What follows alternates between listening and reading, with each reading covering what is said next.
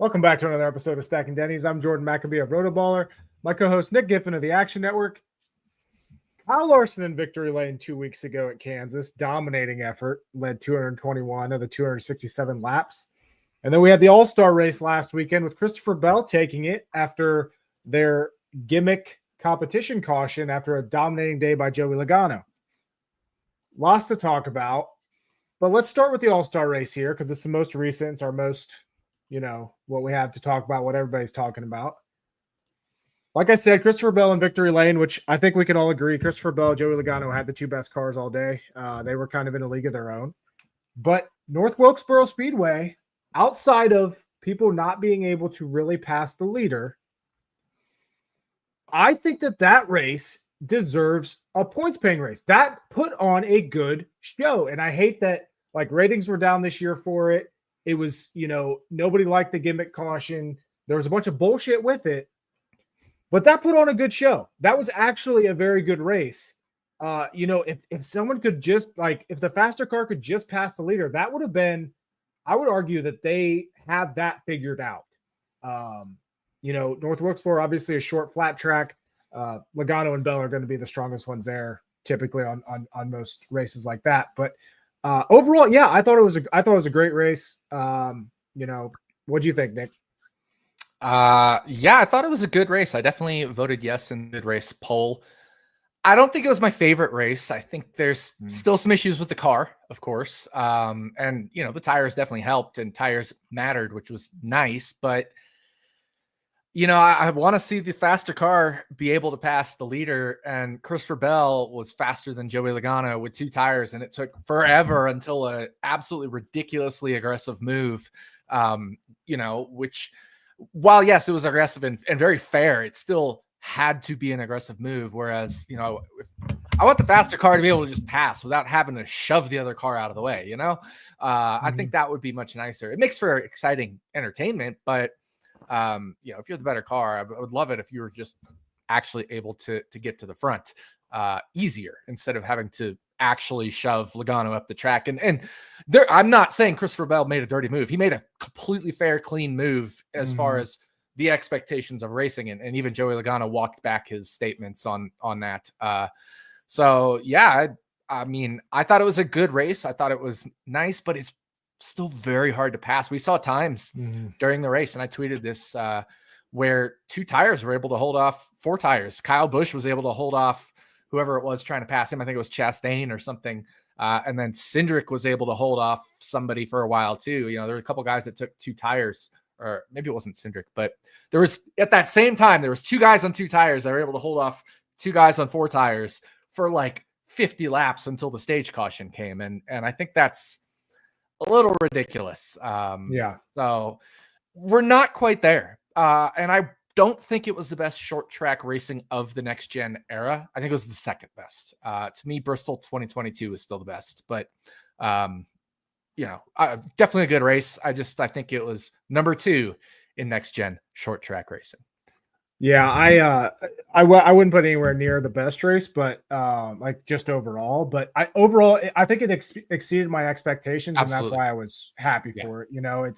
It was a good race, and the guys that we thought were going to be fast were fast, and I don't know, I enjoyed it. But I know you were not a fan of the Michael Waltrip deciding the caution and that shit, and I'm sure a lot of people weren't. But I don't think anybody was a fan of that. I'll say this: cheers to Fox is completely done with NASCAR this year. Cheers to that. That was just they went out on their own note as they typically do. Just wasn't good there. But other guys, not many other real surprises, I would say, from the All-Star race weekend. I will note in the open race, we saw SVG go out there and cruise to the lead. I mean, he was asking his crew chief if he should lay off a little bit with the lead that he had. I think that was just a showing of just how important the tire or track position was, though, because, as soon as he got back into traffic, he was, like a rock, he was done. So, yeah, definitely work to do, as always, as we always say. But overall, I thought it was an impressive race for what it was. And I think we're going to see North Wilkesboro on the actual schedule here in the next year or two. It wouldn't surprise me at all. I think all the drivers were kind of hinting at that, including the winner, Christopher Bell. So, I think it's not a foregone conclusion, but I think there is writing on the wall, so to speak. For sure. One thing, speaking of Christopher Bell, he has 3 wins this year. That's a 4th one if you want to count that, the All-Star win. It doesn't count toward the actual race wins for the year, but new spotter for him just announced today that they are switching spotters. I was a little taken aback by that. I know Bubba Wallace's crew chief, spotter Freddie Kraft tweeted about it 4 hours ago, and he said top 10 team changing spotters. You don't see that every week or something like that. Like, he was quite surprised. You think there's something there, or just those two weren't working that well together? I mean, it's very rare that we see changes like this on a team that's, a championship favorite for sure, and with multiple wins in the bag. I got nothing. I don't know. I don't know why. Have absolutely, I'm not into the whole who is everybody's spotter and who's their engineer and who's their car chief and who's their crew chief and all that. I can't even name probably half the crew chiefs in Cup. I know a lot of the major ones, but you get down to some of the more minor teams and I can't even name most of the crew chiefs. So I'm just not a personnel guy unless it really matters for handicapping or you hear about them all the time. And I don't think a spotter is really going to change my handicapping of Christopher Bell any, Christopher Bell just won the All-Star race with supposedly a spotter that, they're going away from. So don't think that it really matters. I don't know why. And I don't honestly, I just don't care. Right. Going back to Kansas, like I said a couple weeks ago, Christopher Bell finished second to Kyle Larson, who won from the pole. Like I said, dominated all day, won both stages, led 221 laps. Blaney, Chase Briscoe, Alex Bowman all secured top 5s in that race. Alex Bowman, once again, had a very good car in that race. Josh Berry, Ryan Preece, Chris Buescher, Joey Logano, and John Hunter Nemechek came away with a top 10 finish. I don't fully remember this race. What happened toward the end of both my guys that I bet on blue tires while running second. That's what happened. There we go. If that's not the story of your season, it's actually my whine about it. I don't love to whine about bad luck, but I mean, come on. I thought the Brad Keselowski bets were absolutely incredible. He was popping in my flags. I mean, he was number 2 behind Kyle Larson in my flags, and he probably had the second best car in the race. He passed Kyle Larson for second, and he was gaining on, I forget who it was, leading Chase Elliott. And it just, look, William Byron and Brad Keselowski were basically tied second in my flags, and they both were running second when they popped tires. Just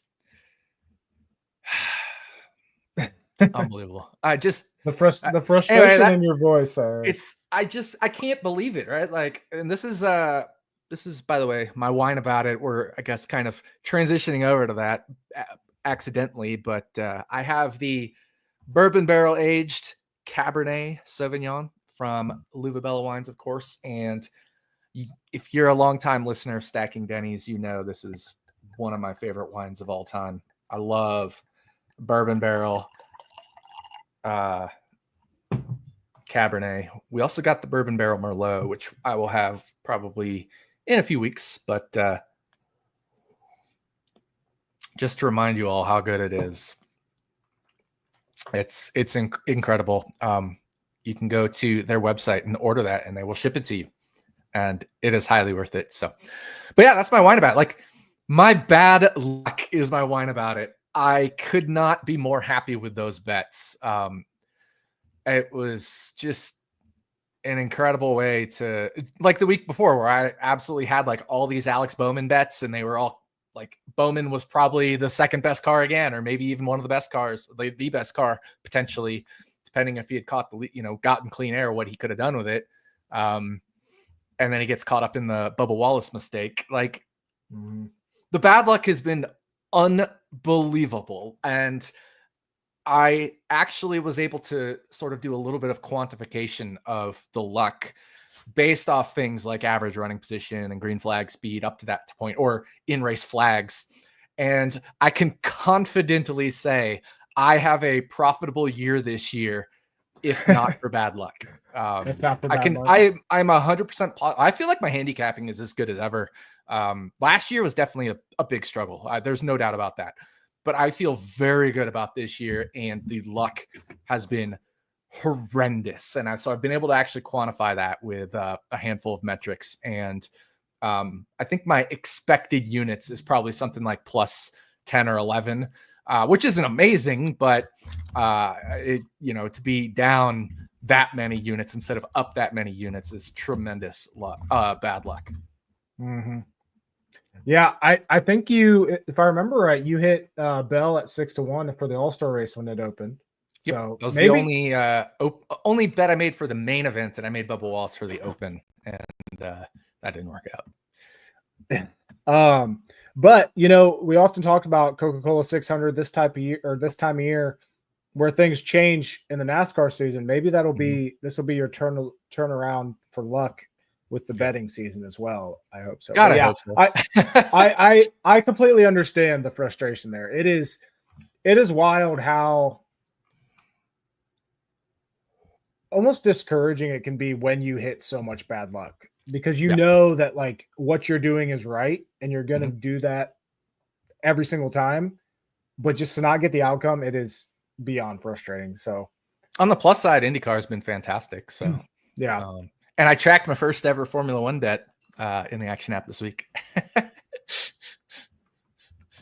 See what you've done, NASCAR, and your bad luck. You've made me a Formula One better. Yeah, F1. exactly. God. Man. What about you? What's your wine about it? All right, my wine about it. By the way, I'm drinking a White Raja from the Brew Kettle. Yes.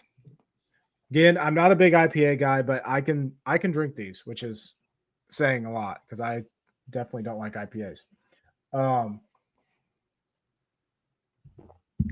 My wine about it, it's kind of a two-parter, but it deals with the exact same thing. So obviously, like Joey Logano's comments after losing the All-Star race were, I think, beyond ridiculous. And I understand that we are used to this. We know how he's going to be, but holy shit, did he sound like a whiny bitch after that race? Like like sometimes you don't win the race, and you got beat by the best flat track racer right now. Like, congratulations. You finished second to the best guy in the series right now. You didn't have the right strategy. Like that's all there is to it. So his comments immediately just made me, I don't know. Like I've kind of always been a Joey Logano defender because like people whine about Joey Logano a lot. And I've always been like, he's really not that bad. Yeah. I can't stand okay. I take that back. I can't stand Joey Logano racer. I love Joey Logano outside of racing, his personal life and commentating, but Joey Logano, the racer, I cannot stand. Absolutely cannot stand him. He's not my least favorite driver by any means, not even close. There's a few I like way less than him, but I can't stand Joey Logano, the driver. Mm-hmm. And furthermore, he complained about the gimmick caution, which I understand, blah, blah, blah. But he doesn't acknowledge that he just won a championship based on a somewhat gimmicky format. Like, he was by no means a champion last year in the entire sense of the word. And to not also recognize that, I think, is just stupid. Like, would he whine about would he complain like that if this was Phoenix and he lost the championship? It'd probably be even worse. But like, you have to be humble in a way as well to know how you got beat and why. So here's the thing. We all knew that caution was coming. Yeah. So my girlfriend and I, we were watching literally last night, that final episode of like the NASCAR Netflix series or whatever it is, where it's, I don't know the name of the series, but follows them through the playoffs. And it was the championship episode because it was the last one in the series. And Joey Logano was complaining about all the people saying, "Oh, he was lucky," blah blah. There's no luck. I did this. I performed this well. And I mean, technically speaking, under the rules of the championship, he did everything he needed to do to win the championship, right? Like he had a legal car instead of an illegal car like Alex Bowman had. But it took him a fuel mileage race and another fuel mileage race to get his 2 race wins before Phoenix. And then, to be fair, he kicked everybody's ass at Phoenix. But it's just one of those things that goes to show, like, he has no problem claiming this was deserved when it goes his way. And when it doesn't go his way, it's whine and bitch and moan. And the other thing is he didn't bump and run. I mean, he bump and ran Martin Truex Jr. at Martinsville back in, 2018. He did an absolute bump and run on Martin Truex Jr. to get that win at Martinsville, to get him into the championship 4 when he won his first championship. Christopher Bell just ran Joey up the track. He didn't really even touch him much. Honestly, I watched it back. I don't think they touched. If they did, it was like the most minimal contact ever for the actual pass. And Joey Logano's crying about it. Why are you crying about that when you literally bump and run Martin Truex Jr., get him completely sideways? He saved it. And I thought that was totally fair. I thought that was fair game. It's a bump and run. You didn't dump him. You didn't wreck him. But you have no problem doing that. And then you have a problem with Christopher Bell doing what he did there. And again, he walked back his comments after, so kudos to him for that. But in the moment, you can't be getting upset about that when you know you've done worse by far and you're okay with doing worse. And then you say you're going to pay back Christopher Bell, but Martin Truex Jr. never paid you back for that. It is the most hypocritical. And that's why what I can't stand about him. He's so hypocritical. He has no problem benefiting from gimmicks, but when the gimmicks go against him, he complains. It's infuriating. It's infuriating, but I will, like I said, I'll give him credit. He walked back his comments about the Bell pass, not about the gimmick caution, which was stupid as shit. Like, that's another whine about it, right? But we don't need to go beyond that. I mean, it was just the dumbest shit I've ever seen. Fox, where in the world do you ever think that was a good idea to have Michael Waltrip do that whole thing and split screen it? Like, horrible, just horrible. I need to see the data that says that Michael Waltrip is good for the broadcast, because I refuse to believe it, because casuals don't like him and diehards hate him.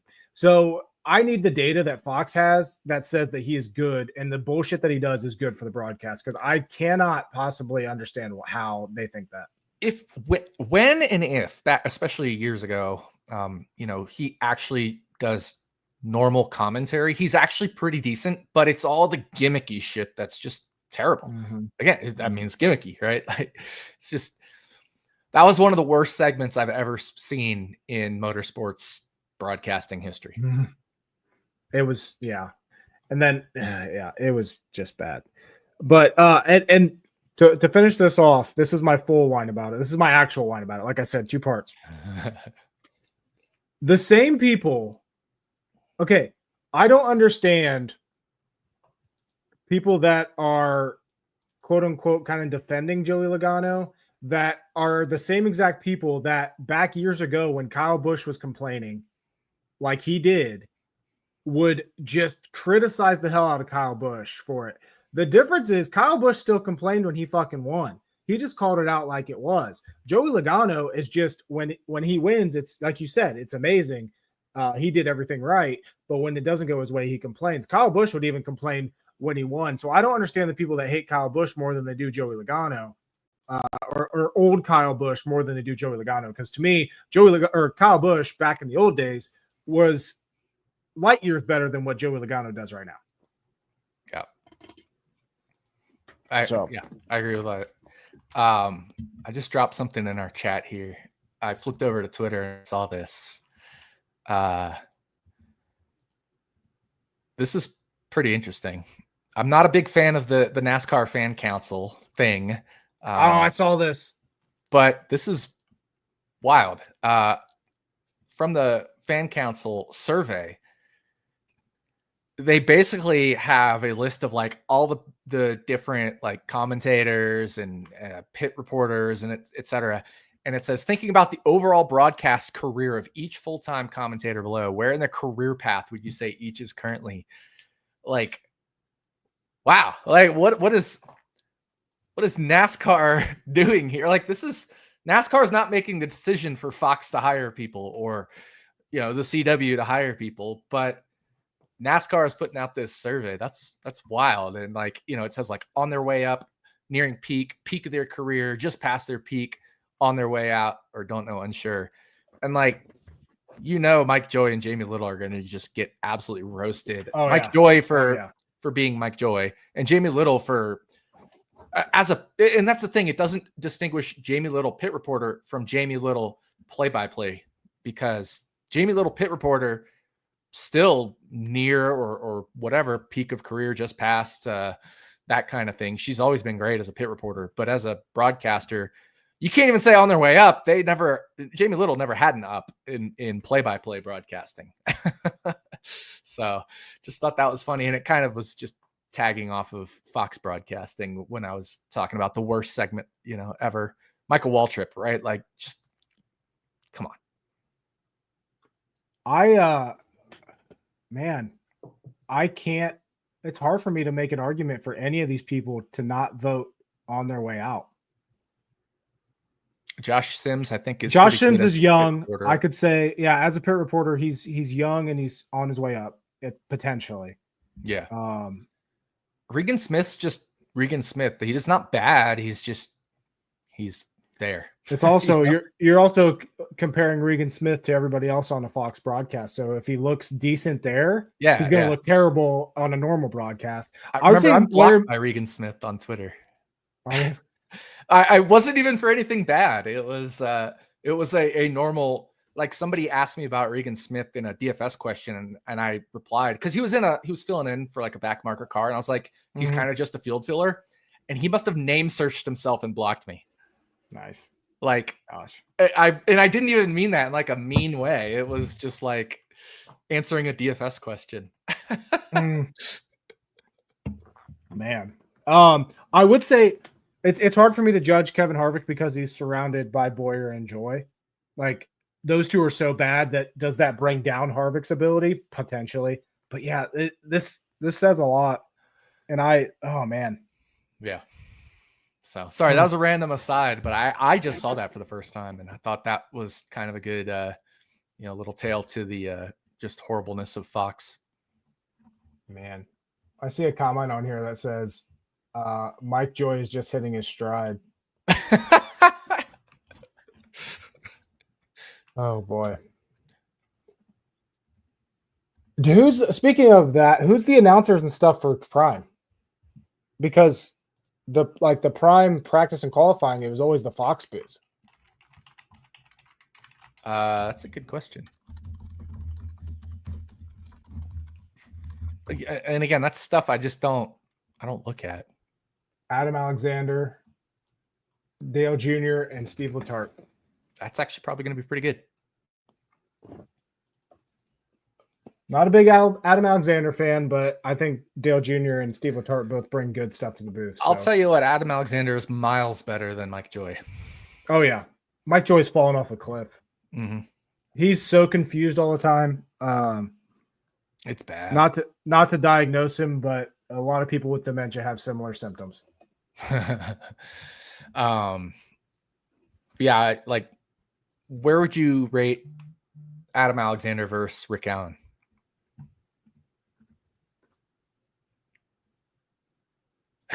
Silence. If Rick Allen's a 3, Adam Alexander's a 5.5. Okay. That's probably where I'd put it. Makes sense. Yeah. All right. Anything else from the All-Star race you got before we move on to these point standings? Nope. All right. As always, presented by LuvaBella Winery. As Nick said, you can get them shipped directly to your door, luvabella.com. And always check out the Brew Kettle and their Raja IPAs. They also have a few other non-IPA beers. After Kansas, though, Kyle Larson gets his third win of the year, dominating fashion. He now leads the points by 35 over William Byron, then a very distant Christopher Bell, who's also a three-time winner this year, in third, 85 points back. Chase Elliott, Ryan Blaney rounding out the top five. Ricky Stenhouse Jr. now 14th in points. Chase Briscoe, after his top five finish, now up to 12th. Bubba Wallace hanging in there in 10th. Alex Bowman in 8th. And the cut line is now Barry's in on points. So is there anyone out of the top 16 with the win? No, nobody's No outside of the top 16 with a win. So the cut line is on points is Ryan Preece to Kyle Busch, which is a 7-point gap. Mm-hmm. And look who's right there behind Kyle Busch. Yeah. John Hunter Nemechek. John Hunter Nemechek, 18th in points, 10 points off of Kyle Busch, 17 points out of the playoffs right now. Mm-hmm. What is going on? Coming off back-to-back top 10 finishes at 1.5-mile tracks. And we're at another 1.5 miles this week. Yep. No, this is an interesting season. And one guy going the wrong way is a guy who's been in the top 5 or 6 a lot of the season is Bubba Wallace. He's down to 10th now in points after back-to-back 33rd place DNFs. 4 DNFs on the year. Phoenix, Daytona 500, of course, and then Texas and Kansas, the last 2 races. So he's sliding the wrong way. And it's funny, Bubba Wallace is one of the guys that's like, if not for the stage points, he'd be on the bubble, but he has had an awesome year on stage points, as we talked about the last time we did a podcast a couple weeks ago. Yeah. Bubba Wallace, one of the few with triple digits in stage points this year. He's got 100. Blaney, Byron, and Larson also in that category. Brad Keselowski with another, like we said, he had a strong car at Kansas, but another bad finish. He is 33rd in points, absolutely needs to win if he's going to get into the playoffs. But at this point, I mean, is your betting season also Brad Keselowski's racing season? Just to put it into comparison. Yeah. I mean, that is right there. He is 9 points above Cole Custer. To be fair, I've run better than Brad Keselowski in a lot of these races. He has had a few bad runs, but he's also had a shitload of bad luck. He has 10 points above SVG. Yeah. Brad Keselowski has 26 stage points, which should tell you kind of how decent he's running compared to people around him, right? The next person with more stage points than him in the standings is AJ Allmendinger, 25th, right? Like Brad Keselowski has been about a top 25 car at worst, but he's sitting 33rd in points, right? He's probably been better than a top 25 car given all the bad luck he's had, right? Like if you look at John Hunter Nemechek, he has 8 stage points this year. You talk about a guy right on the bubble. 2 guys inside the cut line, Chase Briscoe and Ross Chastain, have fewer stage points than Brad Keselowski, right? So Brad Keselowski is a bubble playoff driver.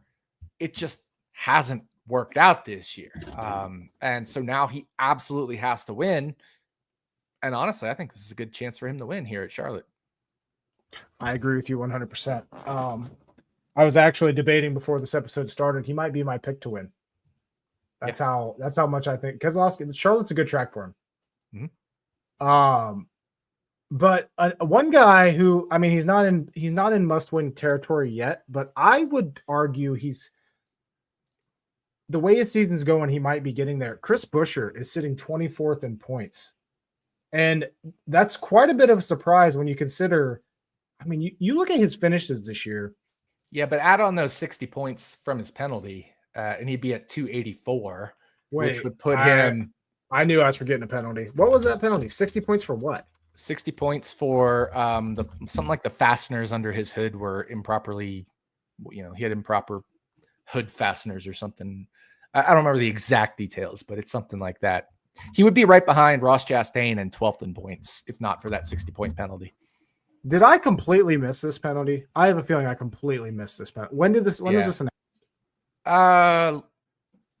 A little while ago. I mean, several days ago, and then RFK finally came out and said they were going to appeal it. So if it gets rescinded, he'll be back up to 12th in points. Okay. Yeah, I knew something was amiss here. I was like, there's no way that he's that bad with 6 top 10s this year. I must have completely just not noticed that and missed that news. Holy shit. All right, that makes a lot more sense. The underside of the hood where you like use things to hold it in place was like outside of the 2-inch window they give you or something. I don't know. So I'm not exactly sure the specific details of it, but basically, yeah, that he got a 60-point penalty and they're appealing it. Yeah, that's a big one if they lose that appeal, obviously. But definitely shakes things up a bit though. Again, another week without a Ricky Stenhouse Jr. DNF. As much as people like to dog on him for being wrecky, he has 0 DNFs this year. Mm-hmm. None. And I'm going to laugh if he gets into these playoffs on points. That's going to be funny to me. I'm gonna laugh too.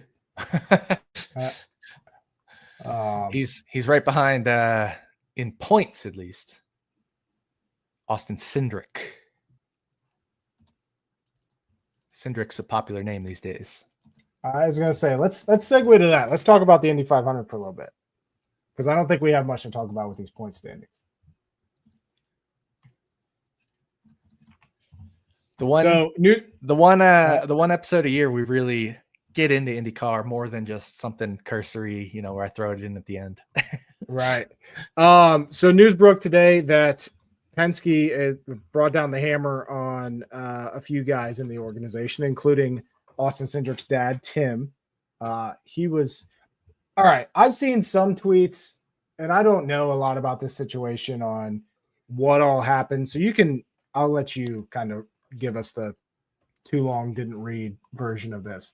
But from a lot of responses I've been seeing, it's Cindric is kind of the scapegoat, and Penske will just find another yes man and continue these ways. No, I disagree with that. Completely disagree with that. Okay.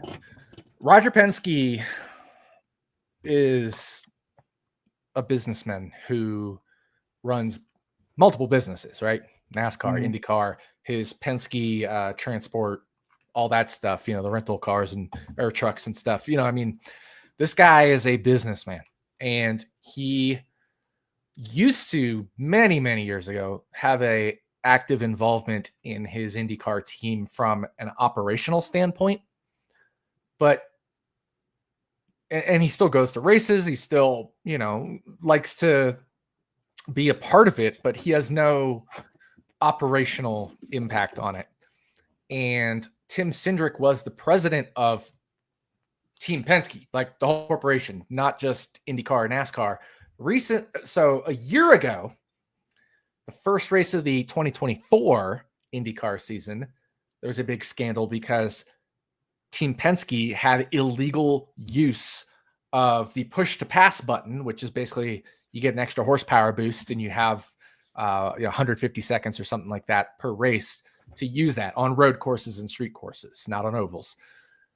Penske had illegal use of that through some code, and they claim it was an accident and it was left over from some testing.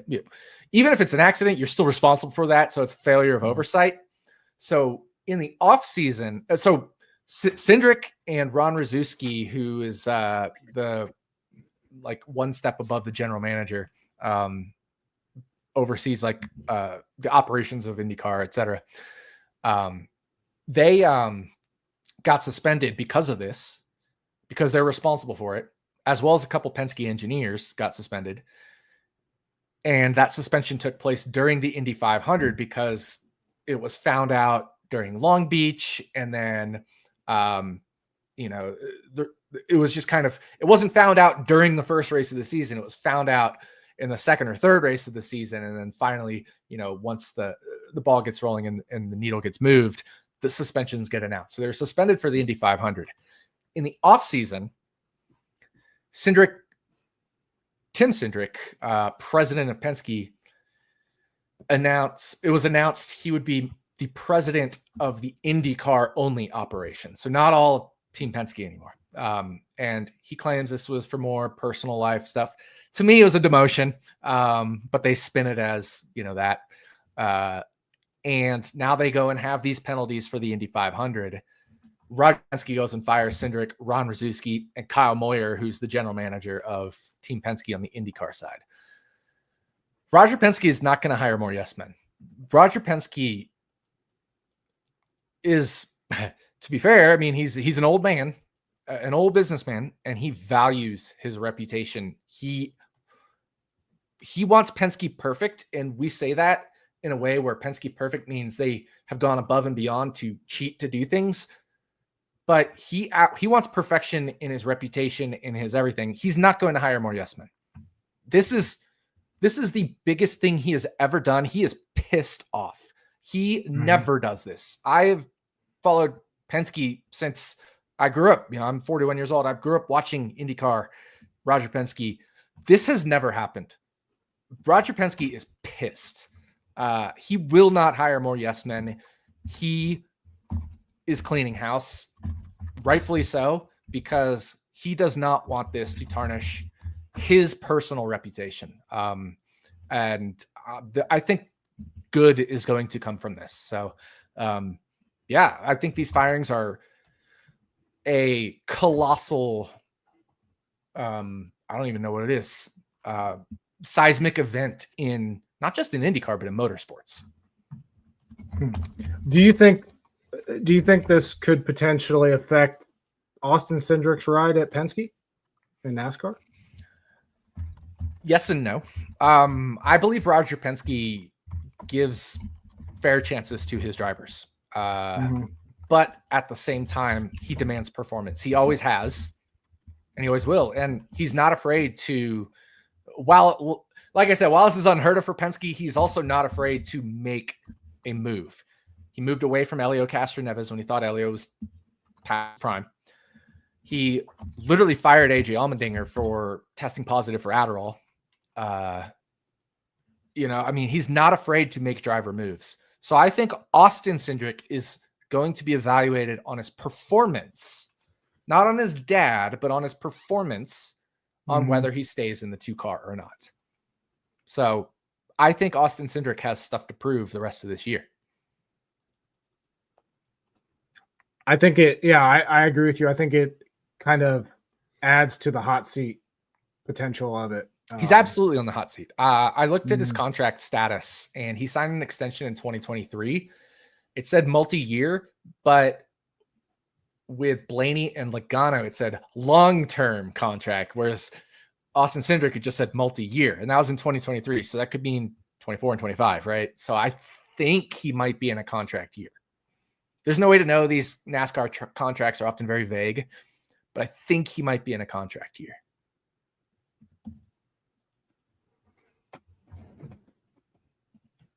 Interesting.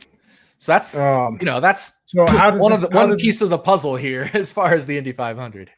Right. How does this impact the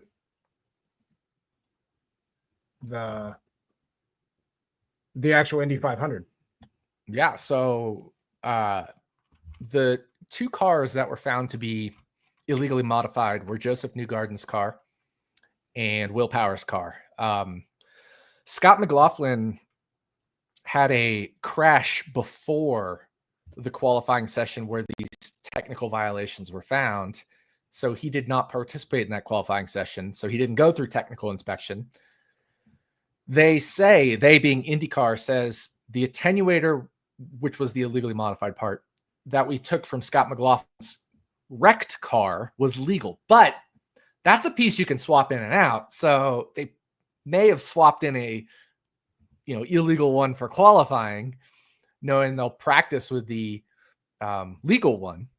So there's no way to say whether Scott McLaughlin would or would not have been within standards as far as his car. Now, don't blame the drivers. The drivers, like, I see Joseph Newgarden getting hate. I see whatever. This is not on the drivers. The drivers didn't do anything illegal. Their job is to race the car they are given. But Scott McLaughlin wrecked his car, so he didn't get a penalty. But Will Power and Joseph Newgarden of Team Penske did. They'll start 32nd and 33rd. So it's like in NASCAR. If you go to your backup car or whatever, you start at the rear of the field. That's what happened to them, except that counts as their official starting position instead of like a to the rear, which doesn't count. So it's basically like they failed qualifying and got moved to the back for qualifying. So they start 32nd, 33rd. The big deal here is I think there's only been one winner starting worse than like 27th or 8th or something like that since the 1930s, starting 28th or worse or whatever it is. I don't have the exact stat in front of me, but at the same time, the drivers typically starting that far back are because they're slower, not because they were fast cars that did something illegal and got placed at the rear of the field. So you can't really use that stat. So rightly, their odds should get longer because they lost their pit selection. And so now they have the 2 last pit selections.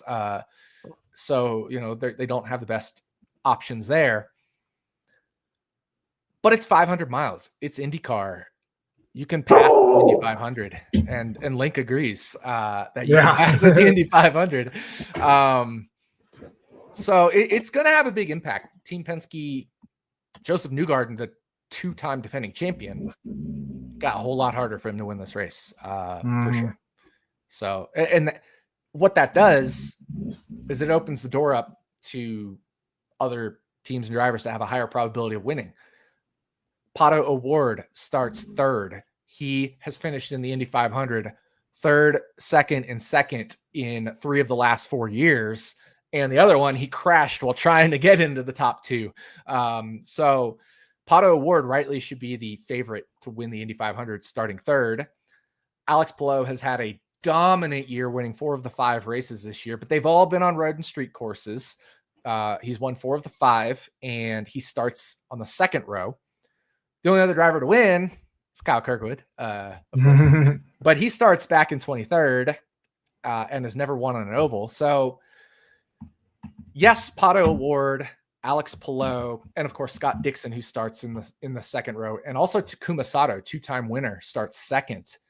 Those 4 right there, they all start in the top 2 rows. Palou, Dixon, Pato, and Sato probably should be the 4 favorites.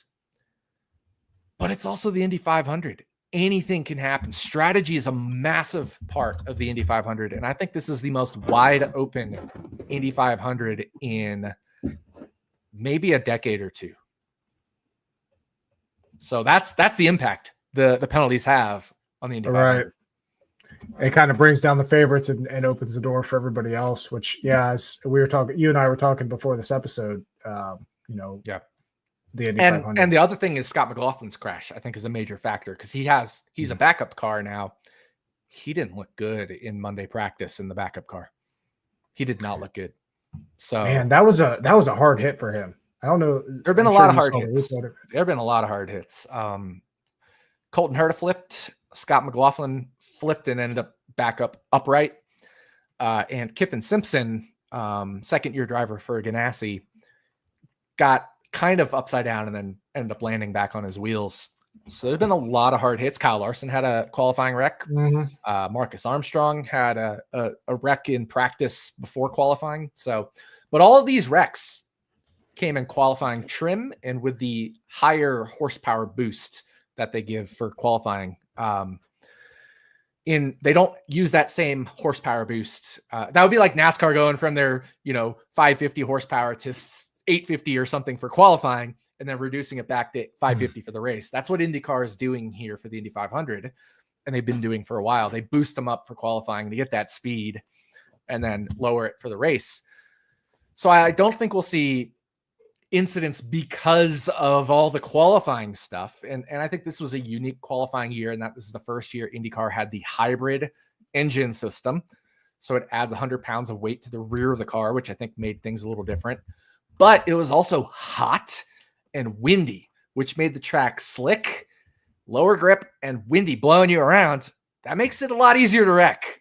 So this is a very unique year for qualifying wrecks. I don't think it'll translate to the race. That said, it can still be a wreck fest because the Indy 500 sometimes just produces that. Last year was a great example. The race started off with an absolute wreck fest, crash after crash after crash, and conditions are expected to be relatively similar to last year in terms of weather, cooler, not so hot. We could see another ridiculously crazy Indy 500, which just adds to the, most wide open Indy 500 of all time. Yeah, I was just going to look up the weather because I'm about an hour and a half directly east of Indianapolis, and this weather's been just shit this week. And from what I remember, I think it's supposed to be kind of rainy all week. The rain on Sunday is expected to stay south of the speedway itself, so it's probably not going to impact, which is important for Kyle Larson, right? And talking NASCAR.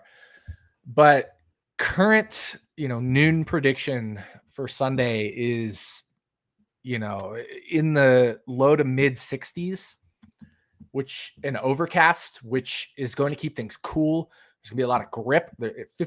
50+% humidity. There's gonna be a lot of grip. There's gonna be also a lot of density in the air. And what that does, really, really fast cornering speed because you have a lot of downforce, but it's also going to mean the cars are blowing huge holes in the air and the draft is going to be massive. So it's going to be a great Indy 500. I'm so excited for this one. Oh, so you think Award should be the favorite for sure? Auto Award absolutely should be the favorite. Is he on? I haven't looked at odds. He's I think at least at Circa, he's plus 550 as the shortest odds. I think in other places he's even 5-1. But I will have a full 33 car breakdown over at Action Network. Yeah, DraftKings he's 5-1.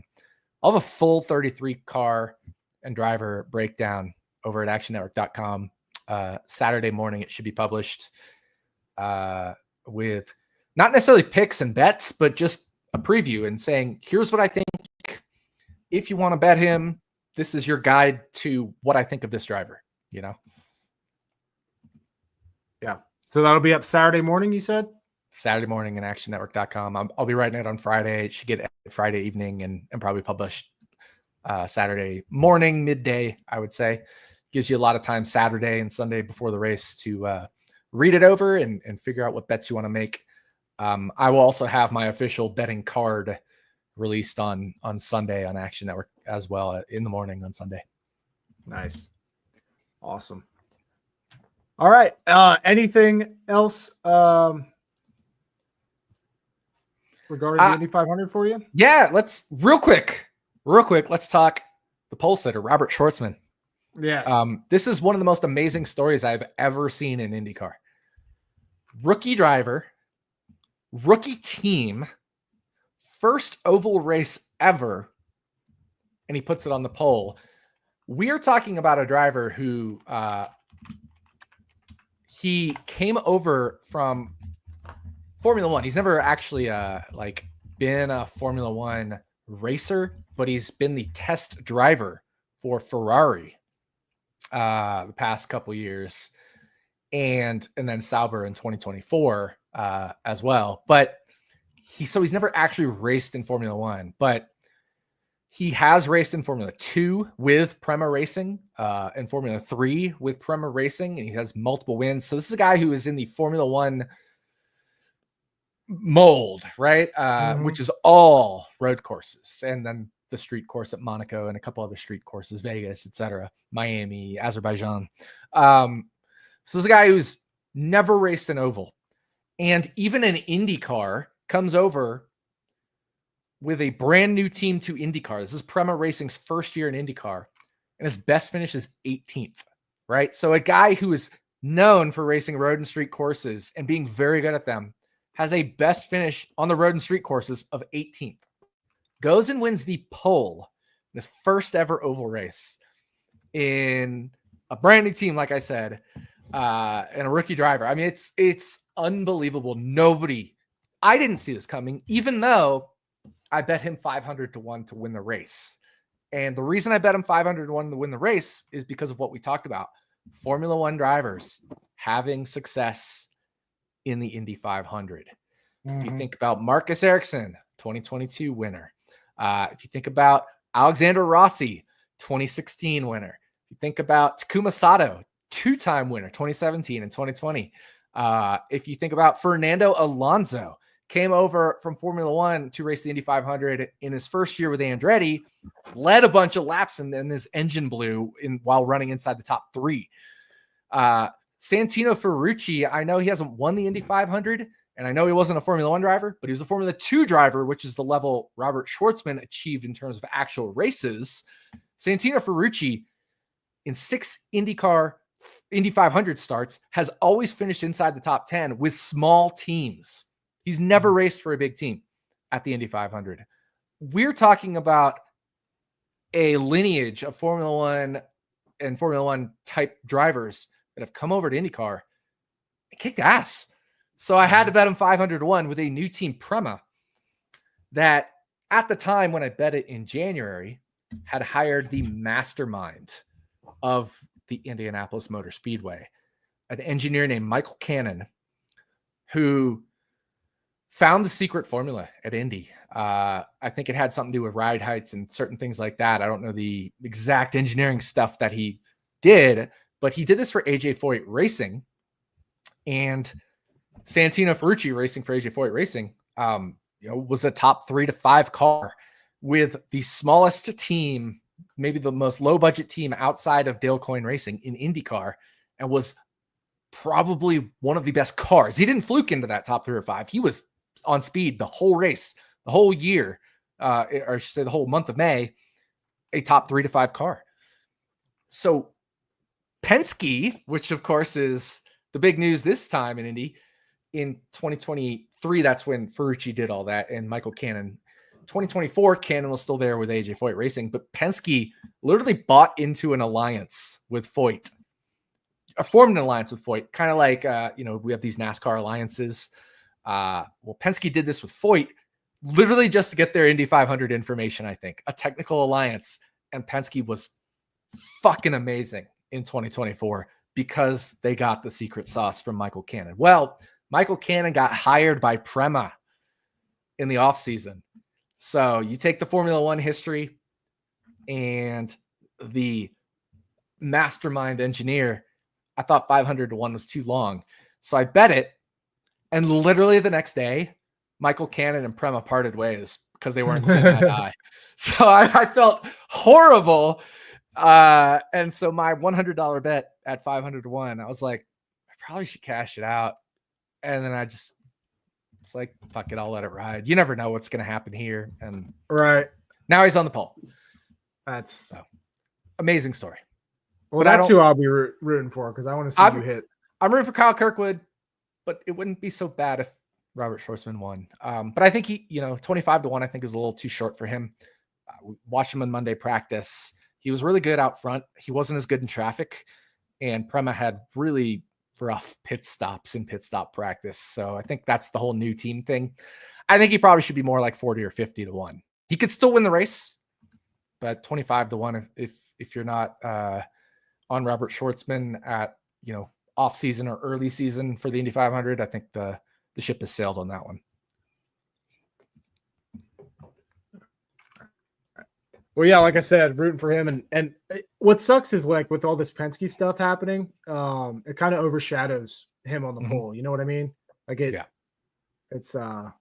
overshadows a lot of stories. It's just unfortunate. Yeah, for sure. All right, Charlotte.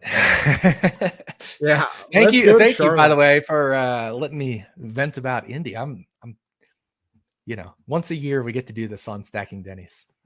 Right. No, it's always fun, and it's about the only IndyCar race I watch is the Indy 500. But all right, you just let me tell you what to bet, and then you bet it and make money. Exactly. That's how I roll for IndyCar. But Coca-Cola 600, fourth Coca-Cola 600 in the next gen era. We have had as has been the case with a lot of these recent races, we've had 3 different winners in 3 different races in this next gen era. Christopher Bell, Denny Hamlin, Ryan Blaney have all won. Christopher Bell won last year in that somewhat controversial finish. Them saying that the track was too wet to continue. Blah, blah, blah, blah. Plus, we had all the Kyle Larson trying to do the double last year, getting delayed at getting over, not making it in time to actually start the race. As you said before, it looks like Larson shouldn't have an issue weather-wise to be able to get to Charlotte.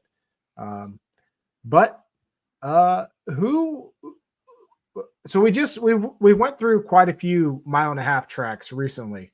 Very recently. We had Texas, we had Kansas, we had Vegas earlier this year. If you want to throw Darlington and Homestead in there, they're using the same, I believe, left side tire this week. We're getting a new right side tire. Let me double check that. No, we're getting a new left side tire for Charlotte this week. Same right side tire as Las Vegas, Homestead, Darlington, Kansas, and Texas already this season. Yeah. New left side tire entirely. It has not been ran at Charlotte ever. It's the same tire setup that came from the Goodyear tire test here in March. The drivers that ran that were Chase Briscoe for Joe Gibbs, William Byron for Hendrick, and then Ryan Blaney for the Penskes. Three drivers I like this weekend, and not because of the test. 3 drivers I just like this weekend. Mm-hmm. But as always, and as is the case for most weeks, Kyle Larson is the favorite according to pretty much all sports books. Then we got our typical guys: Tyler Reddick, Denny Hamlin, Ryan Blaney, Christopher Bell, William Byron, all up there. Have we learned anything this season at the mile and a halves that'll be enough to kind of skew some thoughts here with the Coca-Cola 600 on maybe some changes from years past at Charlotte, or like some of the guys that are emerging with speed. I'm particularly thinking about, the Michael McDowell's, the Carson Hosevars, the Spire Motorsports that have had a ton of speed at these mile and a halves this year, particularly in qualifying. Will we see more of the same of that?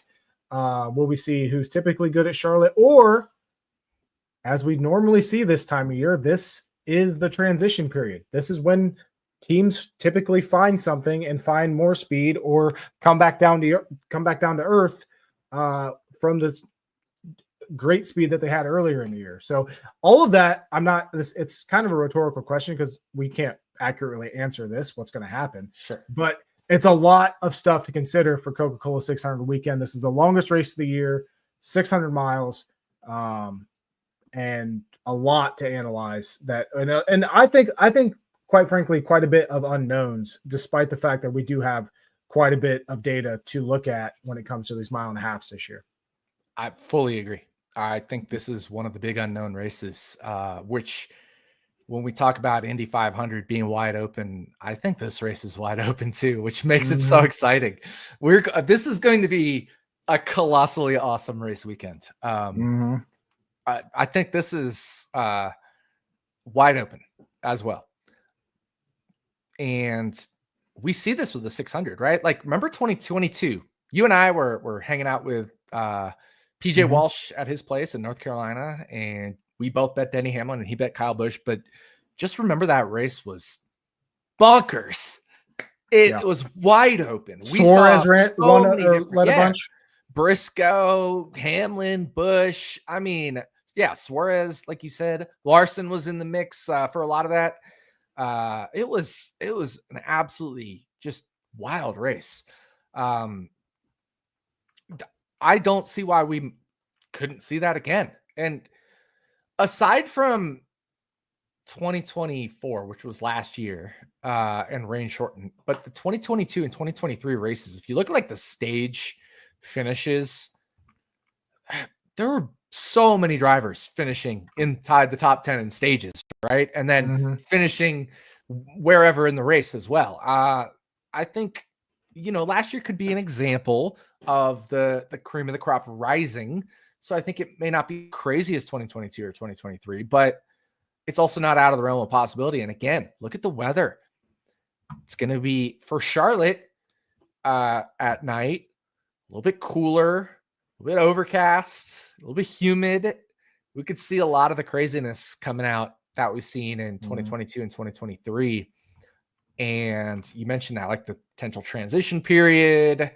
I think last year also with the threat of rain, it kind of just made things a little more like static because you couldn't give up that track position because you didn't know.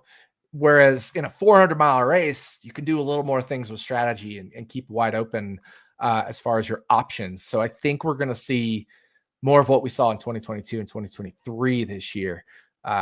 Plus, just like you said, the teams that are coming and the teams that are going, that transition starts to happen around here with that extra week off, if especially if you're not really focused on the All-Star race.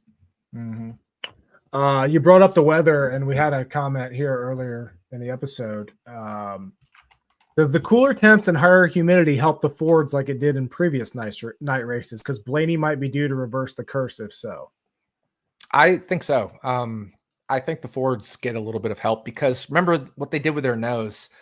They really trimmed out, and we see this at the super speedways. They really trimmed out to get a lot of speed on these super speedways, which means they don't have as much downforce, but they have less drag. Well, when you get these higher humidities and cooler temperatures, you create more dense air. That helps downforce. So I think that really is going to help the Fords this weekend. So yeah, I do think it'll help the Fords. And like one guy that has had a ton of speed at intermediates this year, Josh Berry, has been, I would say, in a handful of them, he's had legitimate top 5 speed. He was a solid top 5 car here at Charlotte last year. He finished 10th at the end of it, driving for Stuart Haas. He was top 10 in both stages, qualified 13th. Josh Berry could be like, I think we need to start talking about him more regularly, especially with these intermediate tracks, because man, that they have speed this year, and it's no longer just a fluke win at Vegas. It's every single week that car has speed. Yeah, I agree. Josh Berry, the Penskes, the RFK cars, I think are all going to be stellar this weekend. I really do. And like I said, when you mentioned Byron and Blaney and Keselowski, like those are all drivers I'm pretty high on this weekend. So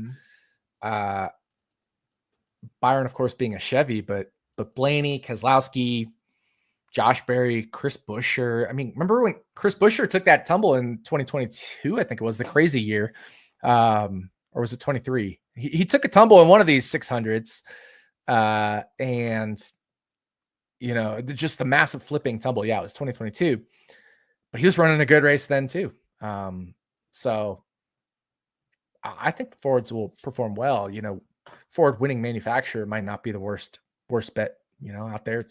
I just really quickly clicked over to Caesars and it's plus 280 there. I mean, you might be able to find a better number elsewhere, but I don't hate Ford winning manufacturer.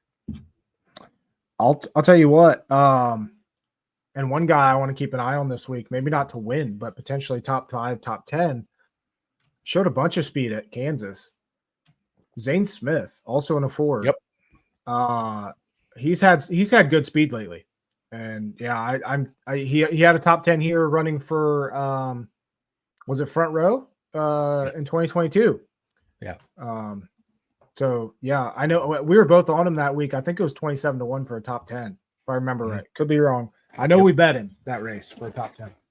I'll tell you what, not last year, but the 2 previous years for the next gen era, I bet on the race winner here at the 600. I bet you and I bet Denny Hamlin. And then in 2023, I took Ryan Blaney at 20-1. He was. Back then. I remember that because that's when you were talking all about the. That's when you went deep into the weather. Which is why Matt's asking this question. Yeah. So yeah. It's gonna be potentially similar, and it almost is even more important for the Fords because they had a different body in 2023. They still struggled with. They still struggled with their downforce and stuff, but you know, they addressed some of that with the body change, but I still think the high humidity, the cooler temps will help the Fords. Yeah, I think this is going to be a very good Ford performance, but also very good Hendrick Motorsports performance, and you can never ever count out JGR 2311. So plus Trackhouse tends to perform well here, like we've seen. Yeah, and one thing to remember about this race is it's a long ass race. I mean, there's 4 stages, 100 laps each. The race starts at 6, so they're going to transition from late afternoon to night. Teams are going to have to keep up with that, changing track conditions. We practice and qualify in the middle of the afternoon on Saturday. And that begs the question, because I'm curious. You know, we've seen these Spire cars be fast in qualifying. We've seen Joey Logano be really fast in qualifying on the intermediates this year. Logano struggled at qualifying here at Charlotte, but when I was on Caesars earlier today, they had Michael McDowell at 22-1 to win qualifying. They had Hocevar at 25-1, and they had Logano at 18-1. Any reason not to bet those Spire guys for to win the pole? Yeah, because betting qualifying sucks. Well, outside of that, I know that. Honestly, no, but Hocevar and McDowell especially, right? Right. Yeah. Logano, I can understand not betting because, like I said, just for whatever reason, it hasn't been like just missed the final round. He's qualified in the 20s here lately. Yeah. But Hocevar and McDowell, I think you got to sprinkle on them. And in those 20s, I'll let you handle that. Yeah, I know you're not going to bet it. I think I won one qualifying bet ever, remember? And that was the one where it was McDowell and you won a lot, and I got him at worse odds because I was taking my cat to the vet and missed out on the odds drop. Yeah. Only qualifying bet I ever won was the one I couldn't even get at the best number because my cat was having massive seizures. Yeah. Like I said, 3 races here in the next gen era. There's surprisingly quite a bit of guys that have 2 or more top 10s. One of them is a long shot that tends to definitely run well. Talked about him earlier in the point standing, having 0 DNFs this year. Ricky Stenhouse RSJ. Jr. Yes. Has 2 top 10s in the Coke 600, last 3 Coke 600s. 31st last year. I forget what happened to him, but 7th the last 2 years before that. 12th before that. 4th, 5th, 24th. Like, typically runs well here at Charlotte. Right now, you can get him top 10 at plus 550 is the best I've seen so far. Waiting for FanDuel to drop their odds, but definitely have my eye on Stenhouse top 10 this week. Also wouldn't mind waiting until after qualifying, though, because this season he tends to qualify back in the 30s. So could wait for that. But Stenhouse, definitely a guy to keep an eye on this weekend. Yep. Definitely Ricky Stenhouse. And I don't hate if you want to, look at Michael McDowell, especially given qualifying, you would want to get on him early. Finished 8th in 2022 and 16th last year.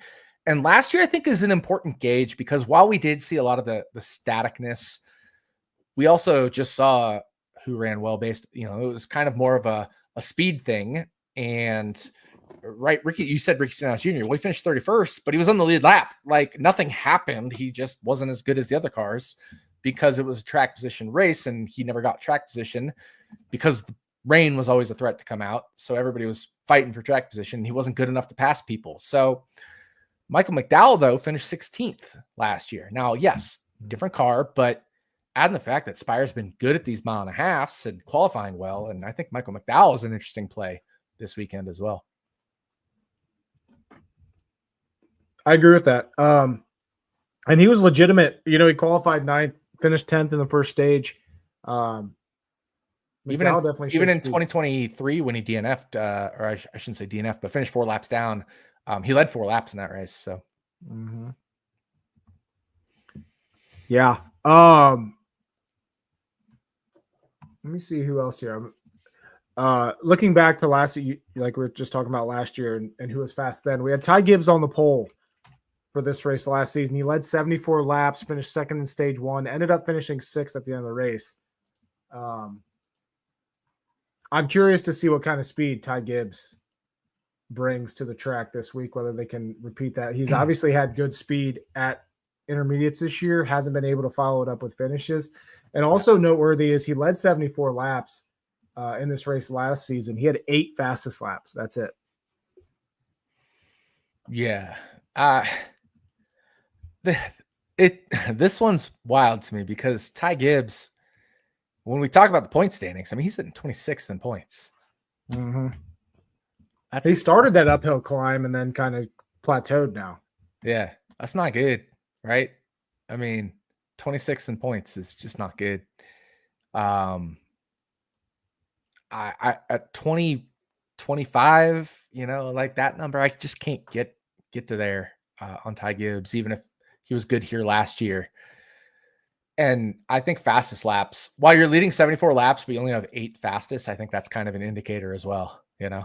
Like you weren't necessarily out there on speed, you were out there on track position. Correct. You mentioned Charlotte being kind of a wild card race, and I think the stat definitely backs it up. So we look at active full-time drivers. Guess how many active full-time drivers have multiple wins at Charlotte Motor Speedway? Active multiple at Charlotte. One. Brad Keselowski has 2 wins. Yeah. Everybody else, full-time driver, has 1 win. Now, Jimmy Johnson won here 8 times. Back when it was Lowe's Motor Speedway. Yeah. Johnson dominated it. Martin Truex Jr. has 3 wins here. But Brad Keselowski is the only active driver full-time with multiple wins at Charlotte Motor Speedway. I knew he had multiple because, I've been interested in him all week and saw that. I didn't know if any others had none, but I figured since you were asking this, that was probably the answer, Right. One of those things. Because I couldn't think of anybody else who had multiple. Like even Denny hasn't had multiple, and he's one of the older guard. Kyle Busch, I can't think of multiple. Logano, I can't think of multiple. So it was one of those just by deduction and by the fact that you're asking it, I thought, yeah, it's probably just one. Yep. If anything, I would have said Larson might have had multiple, but no, he only has 1. Yep. And what's interesting is, so when you sort by active drivers by average finish at Charlotte Motor Speedway, all of these drivers that have won at Charlotte occupy 8 of the top 10 average finishes. I'm going to take Josh Berry out of this because he only has 1 start here and he has an average finish of 10th, which is second best. Yeah. The best average finish at Charlotte has 0 wins. Tyler Reddick with an average finish of 7.7, never finished worse than 14th, has finished between 4th and 9th every other time, even back to his Richard Childress Racing days. Yep. So definitely someone to keep an eye on there as well, whether he can grab his first win at Charlotte. Same with guys like William Byron. He's never won here. A handful of others. Chase Briscoe, as you mentioned before, he has a 4th place finish here. But yeah, I definitely, Indy 500 is wide open. Coca-Cola 600 is also for the taking. Not to mention the length of the race. You can afford an early mistake here and come back from it no problem. You see the bet I tracked earlier for the 600 in the action app? What was it? Was it a head-to-head? I thought I saw you put it. Well, yeah, I did track a couple head-to-heads, but number of lead changes over 27 and a half. It's no longer available because after I tracked it, people bet it and Caesars took it down. But you point out it's 600 miles. It's 400 laps. Things are going to happen. It is the longest race of the year. Things are going to happen. And that's what part of it. What else makes this wide open? It's 100 miles longer than any other race we run this year. And aside from the Southern 500, it's 100 miles longer than any non-drafting oval that we have this year. 200 miles longer, I should say, other than the Southern 500 than any other non-drafting oval. So this is definitely not your typical cup race these days. And so, yeah, we're going to see some things shook up here, I think. Mm-hmm. Another thing to note this week is we have a full field. 40 cars will be in this race. Derek Kraus is in the 44 for What team is this? 44 is the NY Racing team, so we'll see if they actually show up. Jimmy Johnson's in that Carvana car for Legacy Motor Club. Doesn't it start number 700 for him? Is it? I thought so. You know how common it is for guys to win on milestone starts. Yeah. Maybe 700, Johnson to win. 700th start for Jimmy Johnson. Yep. Connor Zilish is in the 87 for Trackhouse Racing. Darian Grubb is his crew chief this week. It's not the worst crew chief you could have. Right. And is this his second start this year? The other one being Coda? Yes, correct. So his first oval start. It'll be interesting to see what he can do, because I didn't have that high of expectations for him at Coda, and he, up until he wrecked, was better than I thought he'd be. So I'm curious to see what kind of speed that car has it this season with Zilish behind it. Especially if it's, didn't he drive the Red Bull car? I love the Red Bull paint schemes. Yeah. If he's driving the Red Bull car again this week, you automatically get a bump from me. Yep. Yeah. No, I mean, he'll be good. Like we said, Trackhouse has been good here at Charlotte. So I think he's a driver you could consider for a top 10 finish, honestly. Really? Mm-hmm. And I think from what I've seen, like odds are reflecting that. I haven't seen any like good top 10 odds so far, which, like, if you know me, I love betting top 10 odds. Still waiting for FanDuel to drop their FanDuel's always good, but I have some eyes there. Like Hard Rock has Zilish at plus 275. Yeah. Plus 325 at Caesars if you're fancying a Connor Zilish top 10. I'm not saying I've bet it, I haven't, but that's the best number out there that I've seen. Yeah, I'm hoping FanDuel drops soon. A lot of times they'll drop like right after we get done recording this. Yeah, I know. I've noticed that too, because I always record running hot a few hours after we're done, and it's like FanDuel just dropped. Let me edit my picks real quick. Right. Let me see here.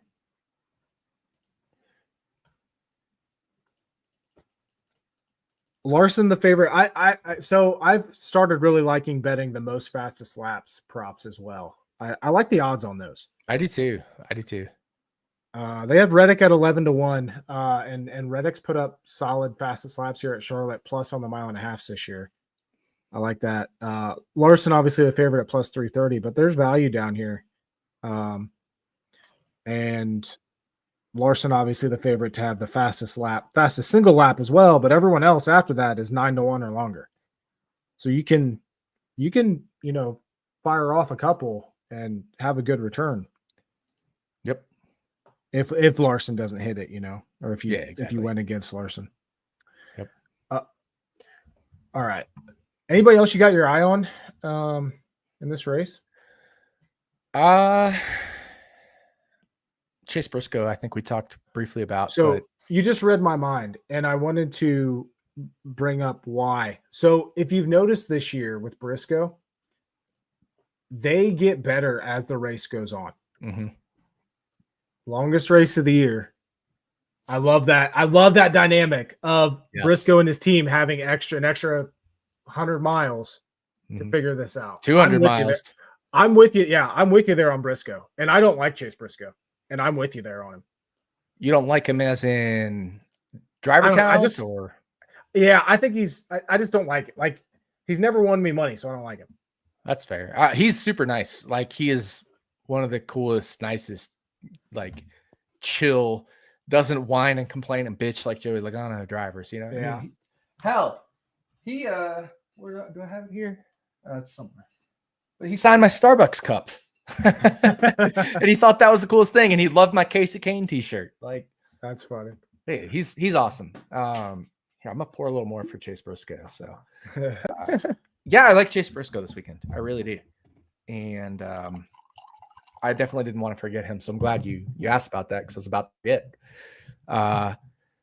That 2022 race where you and I were hanging out with PJ and Denny Hamlin won, he was in contention for the win there late.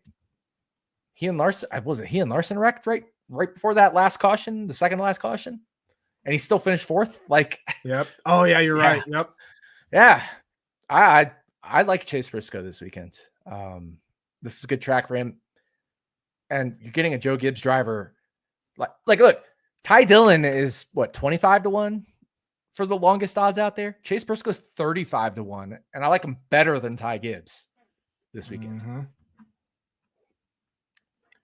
You said Briscoe's 35-1 at MGM. Man, that's to the point I might have to sprinkle on that. Oh, I fully agree.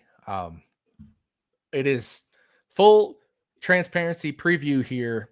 Not going to be one of my running hot picks, but it was in contention. Mm-hmm. Yeah, 35-1 might be a little too good to pass up there. Especially with agree. If you have circa 32-1. I like that. 30-1 at Caesars. I like that. So just putting it out there that I don't hate the Chase Briscoe train this weekend, but also, just consider him for top 10s, those kinds of bets as well. That's why I'm waiting on FanDuel, right? Like, come on, FanDuel. Mm-hmm. Give me something to work with. Obviously the big story this week between the Indy 500 and Coke 600 will be Kyle Larson doing the double. Do you think that should bring down or decrease his chances of winning the Coke 600 because he'll have a full 500 miles at Indy under his belt already? Yes, but only a tiny bit. But yes, right. I do think yes. I don't think it is. We're as amazing, talented, unbelievable driver as Kyle Larson is. He's a human. Mm-hmm. He's not a robot. It is not something you can just not experience, right? Is whether it's fatigue or just mental overload or just feel of the car, like that kind of stuff, right? But the good news for him is he has 600 miles to get that feel back. So right. Yes, but I mean maybe a 0.5% yes. You know what I mean? I'm not saying 0, but I'm not saying it's a major factor either, but the smallest bit, yes. What makes it a little bit more difficult as well, and I agree with you that he definitely should be the favorite, but I think it's going to negative affect me a little bit. The hardest thing is that 5 car has been stupid fast at Kansas, another 1.5 mile track. Vegas, he was the best car. Very good at, obviously he won Homestead. Mm-hmm. He was good at Texas. Like, that car's been so good at this track type this year that it's very hard to. And remember why I said one of the reasons I like Kyle Larson at Kansas was because he was going to be going slower than he was in IndyCar, right? Mm-hmm. That's a good thing for him. But he came back and did the All-Star race. He looked good. He wasn't one of the best cars. He got track position, right? But he looked good. So I think it'll affect him, but I don't think it'll affect him a ton. I think, like I said, I'm throwing out a random number. Don't say this is what I actually have him at, but if he's 15% to win, I might mentally bump him down to 14.5%. You know what I mean? Right. Yeah.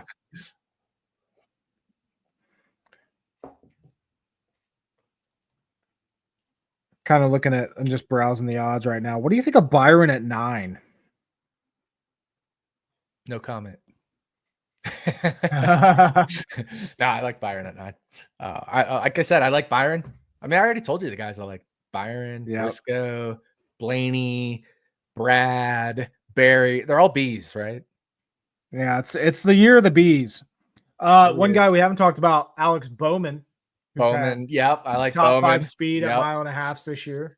Dude, I love the B's this weekend. If you consider Brad a B for first name, I love the B's this weekend. It's a killer B's race. Briscoe, Bell, Blarson, obviously Blaney. All right. Anything else on the Coke 600 before we get to our picks here? Nah. All right. We both won last week, or Kansas. We both had Larson. You got your third win of the year. 3 wins in the first 12 races. God, call you Kyle Larson here. See how I've been unlucky? Like if I'm just picking speed, I'm picking speed correctly. Mm-hmm. I'm just not getting the luck with the randomness. My first win of the year last week with Larson and Victory Lane. What's interesting is now that I've gone on my little hot streak here, last 5 races, my pick to win have finished 8th or better. Nice. We are very close when it comes to average finish. You're at 12.33. I'm at 12.75. Your turn to go first this week. Who is your winner for official pick to win for the Coke 600? God, this one's hard, man. This one's hard. Difficult. Yeah. I'm telling you right now, I'm not going Larson. And I'm still mentally working through who it's going to be. I'm going to say no to Christopher Bell, another B, even though I like him. I'm going to say no to Chase Elliott. I'm going to say no to Joey Logano.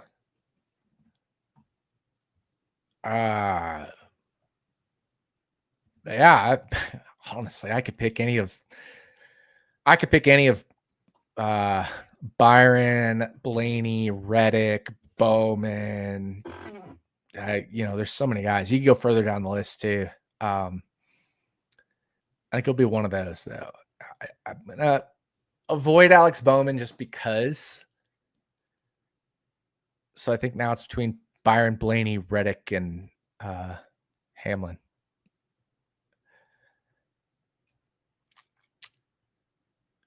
I feel like a lot of people like Blaney this week, and I like the Fords, which is why I'm not going to pick Blaney. Ooh.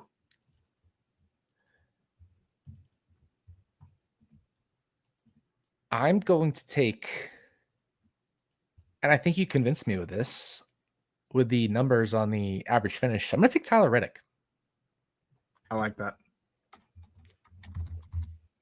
And I'm not really on him in the betting markets, but maybe I should be. I guess I grabbed him for most fastest laps, 11-1. I like that. That's my bet on Reddit. I like that. Yeah. Okay. Yeah. Going with the Toyota over Fords. But I like Ford to win. Like I like that. That's the thing, though. This is wide open, right? We're talking about it wide open. I love Hendrick Motorsports for this race. I love Trackhouse for this race. I love Ford to win. Yet I pick a Toyota. Yep. Driver. Yep. Yeah. And one I haven't even really talked about. Yeah. I'm going Tyler Reddick as my pick to win. Even though I'm not betting on him to win. Or at least I haven't yet. I haven't even really thought about that, but I'm trying to save a lot for post practice because honestly, I think my flags has been fucking nails so far this year. Yeah, I'm getting even more away from early week betting than I normally am, and I'm normally not an early week better. Although I did fire a lot off those head to heads and that Caesars bet, just because I thought there was Alex Bowman at plus money versus Kyle Busch. Like, are you kidding me? Yeah, that's pretty. Like that's ridiculous.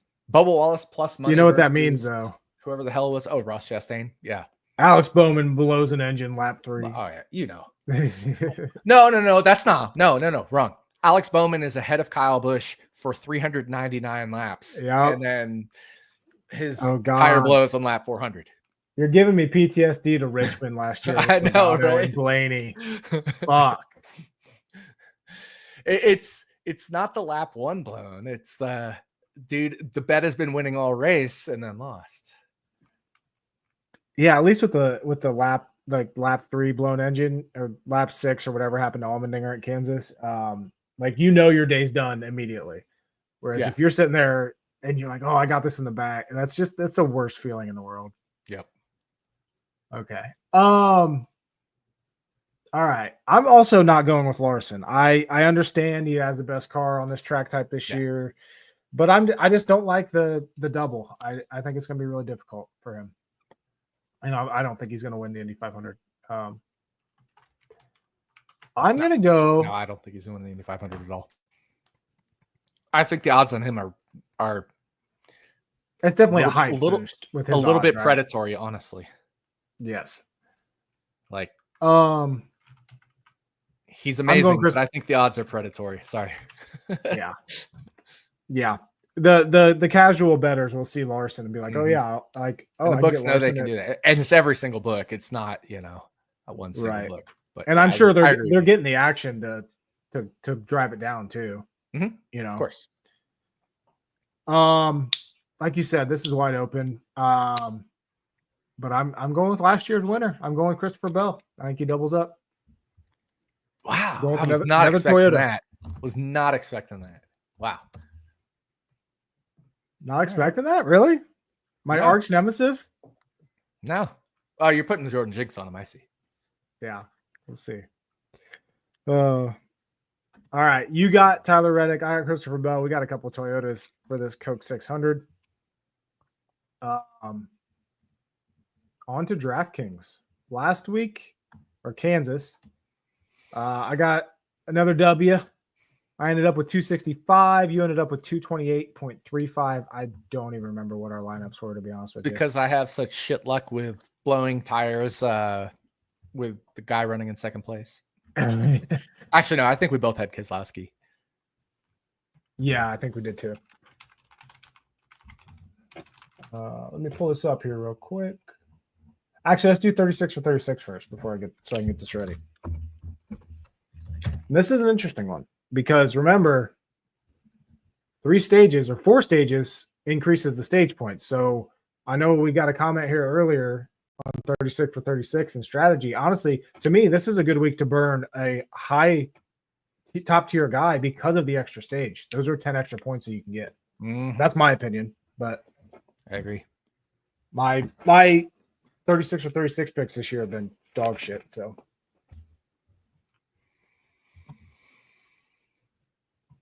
So, what are we doing? DraftKings or 36 for 36?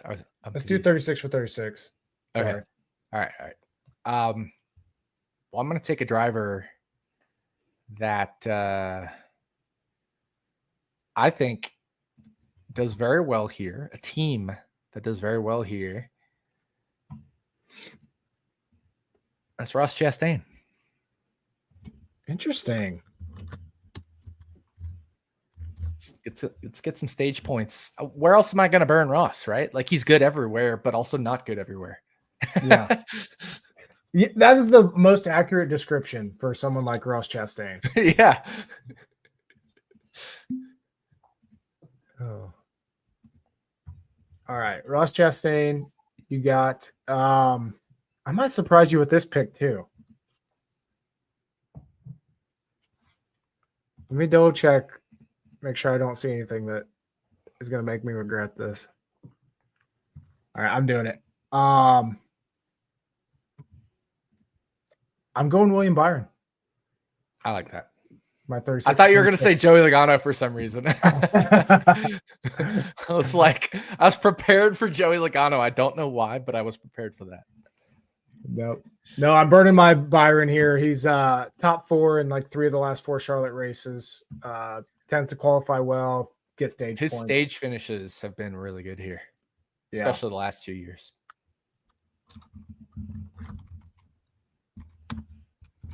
All right, you got Chastain. I got Willie B. And now we will do our way too early DraftKings, which it kind of, it's very interesting to me. And I know I say this a lot. How, like I think at Kansas, I loved my pre-practice and qualifying lineup. I think I entered it maybe in a few high dollar contests. That's how much I liked it. Yeah. All right. Interesting pricing this week, and rightfully so. I think DraftKings did a very good job outside of a couple drivers that are very off. But Larson up top at 11.5, Hamlin at 11, Bell 10.7, Byron 10.5, Blaney 10.2, Reddick at 10. So we got 1, 2, 3, 4, 5, 6 drivers at 10,000 or more this week. We also have a lot of low dollar guys. They're keeping Ty Dillon low, 5,100, Riley Herbst at 5,000, right above Cody Ware. And SVG above both of those guys, which is baffling to me. Zane Smith, these guys kind of normal in their price range. So who are you going with in our way too early DraftKings picks here. Give me BK, Brad Keselowski. One of those guys that I think is a little. He's probably correctly priced. I guess I would say $7,600. I think he's too low. I think he's too low priced. I'd put him in the low 8s. Give me Briscoe. Briscoe. Give me 8,400 range. Bowman. I see what you're doing here. Give me Ross. Yep. Give me Jimmy Johnson. Interesting. And you know who. Kyle Larson. Yep. Interesting. I wasn't expecting that. I didn't pre-build this. I literally did this within like 10 seconds just now. Nice. I could have gone off Jimmy Johnson and Larson and done something like Reddick and Suarez, Stenhouse, you know. Right. I think Jimmy's going to have a good race. I don't know why. I think he is. I kind of hope to see it. I hope so too. I'm tired of him getting in the car and just being slow as molasses. Like at least he finished third in the Daytona 500. I love it. That's so awesome. I love that. I really, really, really like Jimmy Johnson. Like he is a good person. I never understood the hate for him. He gets a lot of I never understood the hate either. He gets a lot of hate just for playing the format, right? And I don't know. I mean, he's one of the best drivers in NASCAR history. There's no doubt about that. Mm-hmm. Yeah, like when you look at guys that are hated or have been hated, the fan base has kind of switched on someone like Kyle Busch. Like I understand the hate on Kyle Busch, you know, but I never understood the hate on Jimmy Johnson. Like I don't understand hating people just because they win. Or Jeff Gordon, right? Like I didn't understand that. It's one thing to hate Kyle Busch because he's like brash and abrasive and stuff. Joey Logano, whines all the time. Like I get that, but like Jimmy wasn't really a whiner. He wasn't abrasive. He just kicked your ass. And I think a lot of times people hate dynasties. I've in IndyCar honestly kind of been a dynasty hater and came around to a lot of these drivers later in their career. Scott Dixon. I love Scott Dixon now. I had a big Scott Dixon fan earlier. Juan Montoya early. IndyCar Juan Montoya before he went to Formula 1 and then NASCAR and then came back. But later Juan Montoya I love. But Alex Palou for some reason, and he's won 3 of the last 4 IndyCar championships. And he's won 4 of the 5 races this year. I'm enjoying it. I love Alex Palou. I think he's awesome. And it's because he's sweet. He's kind. He's gentlemanly, polite. Like there's no reason to hate Alex Palou. Just like I didn't really think there was a reason to hate Jimmy Johnson. Maybe you could hate Chad Knaus. I get it with the cheating stuff, because they definitely broke the rules a lot, kind of Penske style. Right. But that's not a Jimmy Johnson thing. So, I'm rooting for Jimmy Johnson. I hope he does well. Same. I don't expect him to do well, but I'm no, I don't expect him to do well. Actually, I guess I do because I picked him, but I think he's going to have a good race. I do. We know Charlotte's one of his best tracks ever, right? Yeah, Charlotte's one of the best tracks. Plus, I mean, John Hunter Nemechek, Legacy's not doing awful. So exactly. There's a chance there. Yeah. That's another thing to consider. All right. Well, plus he's probably going to start near the back, right? And it's 600 miles. And if there's attrition and he's not one of the attritions, he's going to gain places. Mm-hmm. I understand it for sure. All right, you went Larson route, which I completely understand. I'm going with a 3-headed monster route here. Which honestly at 600 miles, 400 laps, I think is the way to go, but I don't know. I liked the drivers that I picked. No, I get it for sure. I mean, I can see Brad Keselowski leading 80 laps, right? Yep. And even like a Ty Gibbs and stuff like that. There's a lot of value here under 9,000. This is it just goes back to the wide open, right? I wish there was an Indy 500 DFS. Ooh, that'd be fun. That would be. All right. I'm right off the rip. I'm going Bell, Blaney Reddick. Boom. Man, you're on Bell this weekend. I am. And now I'm also throwing Ty Dillon in there. He's my low dollar attrition guy, kind of like your Jimmy Johnson. You know, the reason I really like Bell, last 3 races at Charlotte, number of fastest laps, 30, 28, 25. Love that consistency. Yep. All right. So I got Ty Dillon with that 3-headed monster there. It gives me an average of 7,000 left. And I have 2 ways I want to go. One guy that I think is wildly underpriced this week, Bubba Wallace at $7,300. Mm-hmm. Massively underpriced. Yes. I can go him and my favorite 1.5 mile guy, Ricky Stenhouse Jr., call it a day.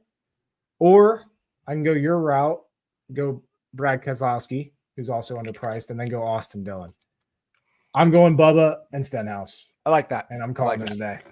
Bell, Blaney Reddick, Bubba, Stenhouse, Ty Dillon. I like your lineup better, but I like my drivers a lot in my lineup.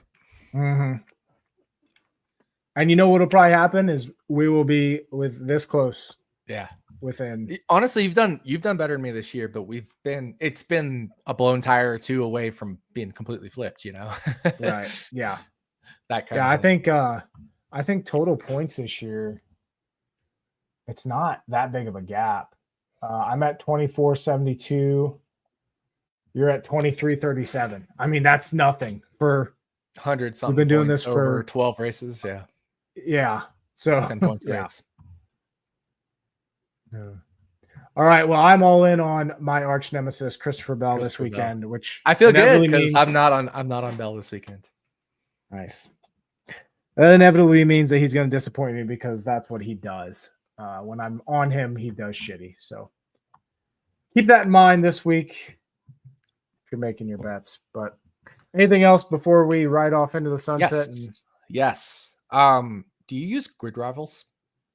I do not. It's not. I don't think it's legal in Ohio. I don't know what states it's. Let me Google it real quick. Grid Rivals states. Here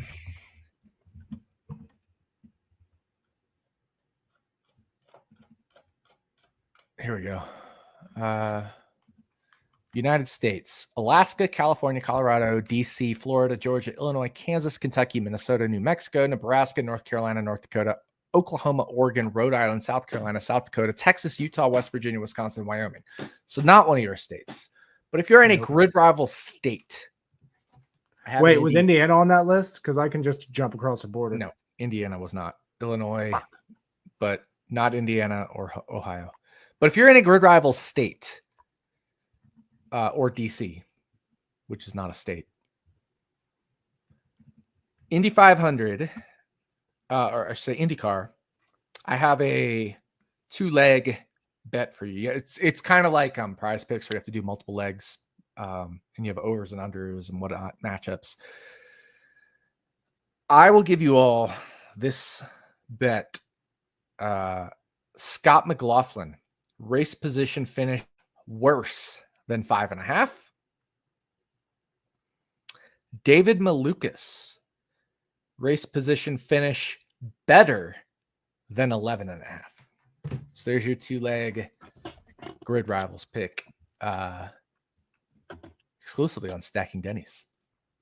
How does Grid Rival work? Are you going up against other people, or is just it's just like prop bet style, but you have to have at least 2 legs in your bet, and you bet either better or worse finishing position or matchups, right? Like this driver to finish better than that driver, or this driver to finish 5.5 spots plus or minus, better than that driver.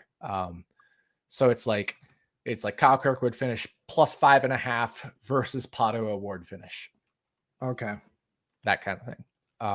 But you have to put multiple legs together, and there's a multiplier. So if you do a 2-legger, you win 3x your bet.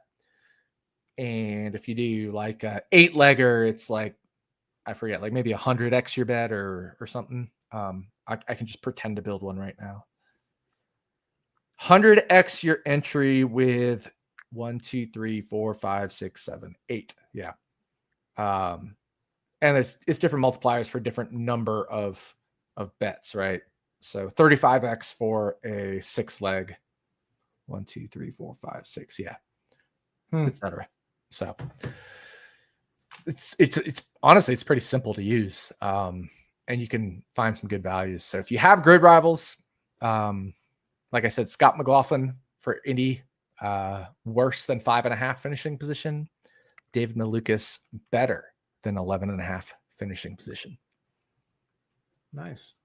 Hopefully I've gotten DMs about it, and like I don't know anything about it because it's not like I didn't find a reason to look into it because it's not legal here. Right. I wish it was though. I was like, maybe someday they will, but I think Ohio passed some stupid law with like individual props or something that they don't allow. I don't know what they do. Yeah. So if you have that, that's probably my favorite grid rivals play going into the weekend for the Indy 500. And let me see if it's still out there. My Formula One bet, I took Yuki Tsunoda, Japanese driver for Red Bull Racing. Whatever you want to call Red Bull these days. They always have like sponsors and shit now that make the names of the teams all wonky. But well, everything's locked. No, everything is not locked. I'm just an idiot. That's what BetMGM was showing. Yuki Tsunoda for a points finish. You can get him plus 165 now at BetMGM. So that's actually gone opposite of how I bet it, which was plus 150. He's now plus 165 at BetMGM. Shop around. Maybe you can find a better line. But I love Yuki Tsunoda to have a top 10 finish. Monaco for Formula One is a track where it is insanely hard to pass. I cannot stress enough how hard it is to pass at Monaco. There was almost no passing last year. So as long as Yuki Tsunoda qualifies in the top 10, in the same equipment that Max Verstappen is in, by the way, he probably will finish in the top 10. So this is essentially a qualifying bet. Not exactly, but essentially a qualifying bet that he will qualify inside the top 10.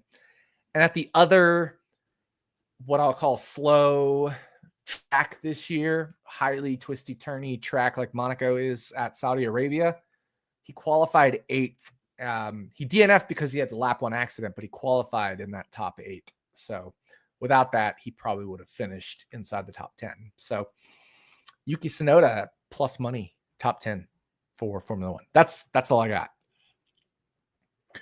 I can't even find it on this god awful app. Oh, MGM's horrible, dude. So you have to like click Formula One, then you have to like click GP Monaco, and then I just like start minimizing all these things because it has like free practice 1, qualifying, race specials.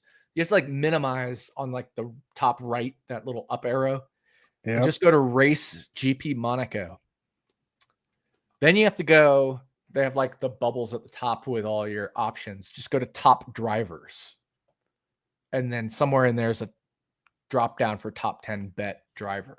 Like it's a fucking mess of an app. But that's where you can find it.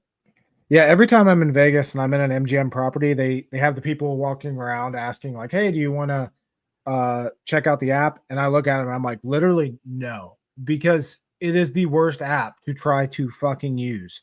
I hate talking to people in public.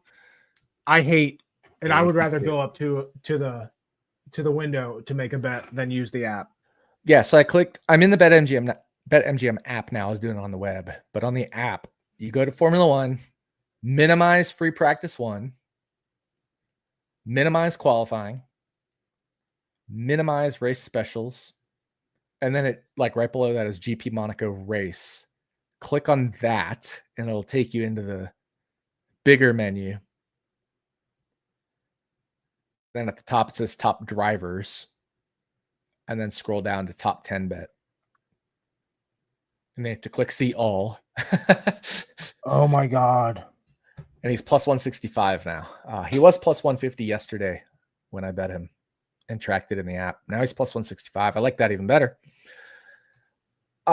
Just last week, Yuki Tsunoda crashed in qualifying for Imola. Started 20th and ended up finishing 10th. Right, so he drove through the field and finished 10th. But if he doesn't crash in qualifying, he's probably going to qualify in the top 10. And I don't think it'll be that hard for him to remain in the top 10 after that. So it's my favorite bet. Yuki Tsunoda top 10 for Formula 1. Okay, I finally got to the GP Monaco race. Yep. You click on that. Then click on driver or whatever the fuck it says. Top driver. Holy shit. I found and then it. scroll down to top 10. Oh my God. All right. I found it. Yuki Tsunoda. Okay. Plus 165.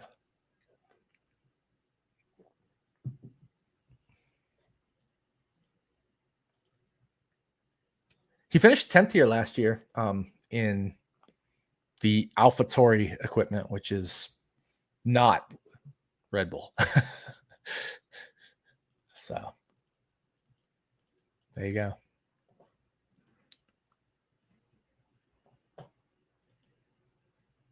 All right, locking it in right now.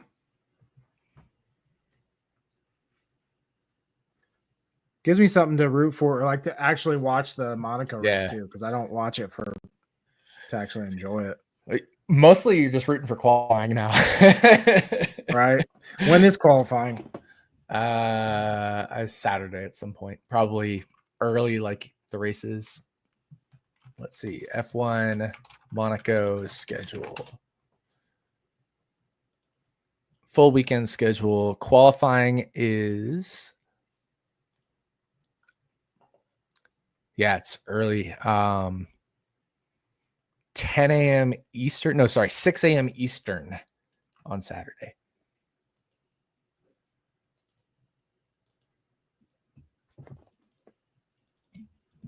$6 a.m. All right. Not going to wake up early for it, but I will see how it goes. Wake up for the race at least. Yeah. Yeah. All right. We are done. Yes. Talking about Charlotte. Enjoy this race weekend, Monaco, Indy 500, Coke 600. And then we'll be back next week to recap the Coke 600, probably the Indy 500, and then talk about Nashville. Kicking off June with Nashville.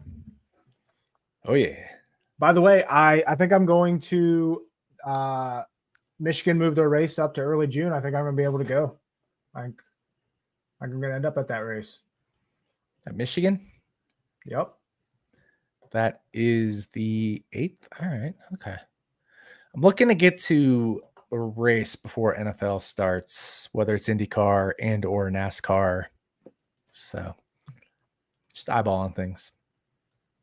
Oh, that Nashville race is the one that's Sunday night, random Sunday night. Yeah. I'm interested to see how the ratings will do for that. Oh, by the way, especially on Prime. We always talk about whine about it, and we've whined about this multiple times about the overlapping schedule between IndyCar and NASCAR, especially this year with them both being on Fox, or the first half of the schedule for NASCAR. Anti-whine about it on IndyCar moving some start times and working with the tracks and Fox to avoid the rest of the conflicts on the schedule as much as possible. Nice. There will be a little overlap here and there, but it's like the end of one race overlapping with the start of the other. It's not so bad, right? It's definitely it's a move in the right direction. You know, it's better than both races being on the same time for the full race. Yeah, for sure. So there we go. But that's all I got. Cool. All right. Enjoy this weekend. We'll be back next week. Talk about Nashville. Motorsports Christmas. Enjoy it. Hell yeah. See you guys. See y'all.